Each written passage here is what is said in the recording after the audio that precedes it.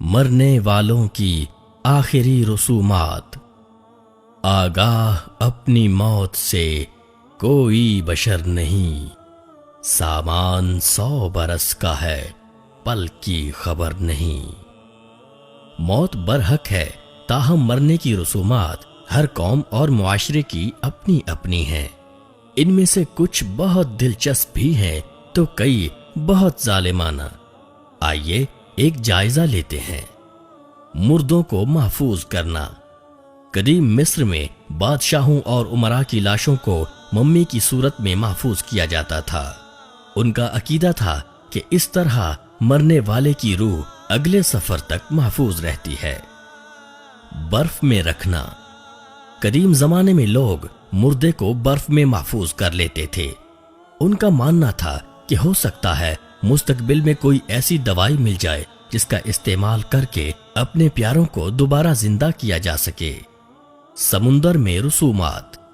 10ویں صدی میں بعض سرداروں کی لاشوں کو ایک بحری جہاز پر رکھ کر اس کے ساتھ سونا، کھانا اور کبھی کبھار غلاموں کو بٹھا کر سمندر کے بیچ پہنچا کر آگ لگا دی جاتی تھی۔ مردے درختوں پر۔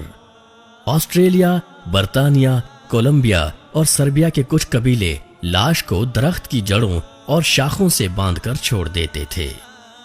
مینار پر لاشیں۔ آتش پرست اپنے فوت شدگان کو پہاڑوں پر بنے میناروں پر چھوڑ آتے اور جب کچھ عرصہ کے بعد ان کی ہڈیاں رہ جاتی تو انہیں چونے میں ڈال کر گلا دیتے۔ مردے کے ساتھ انگلیاں بھی جائیں گی۔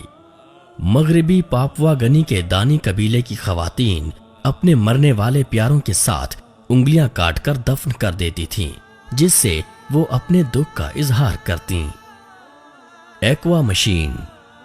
امریکہ میں ایسا بھی ہوتا ہے کہ لاش کو ایک مشین میں رکھ کر ایک خاص درجہ حرارت پر چلایا جاتا ہے، جس سے جسم مائع میں تبدیل ہو جاتا ہے۔ لاش خلا میں۔ 20ویں صدی میں شروع ہونے والے اس طریقہ میں مرنے والے کے جسم کے اجزاء کو خلائی کیپسول میں رکھ کر راکٹ کی مدد سے فضا میں فائر کر دیا جاتا ہے۔ اس طریقے سے اب تک 150 افراد کی آخری رسومات ادا کی گئی ہیں۔ لاشیں پرندوں کے لیے۔ اس رسم میں تبت کے رہنے والے بدھ بھکشو اپنے مردے کی لاش کو ٹکڑوں میں تقسیم کر کے پرندوں کے سامنے ڈال دیتے ہیں۔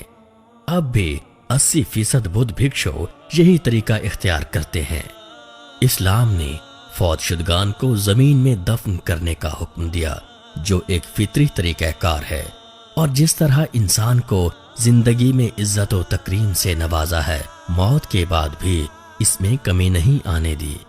اسلام نے مردے کو کسی بھی قسم کی تکلیف پہنچانے کی ممانعت فرمائی اور مرنے کے بعد بھی اس کے عیوب کی پردہ پوشی کا حکم دیا۔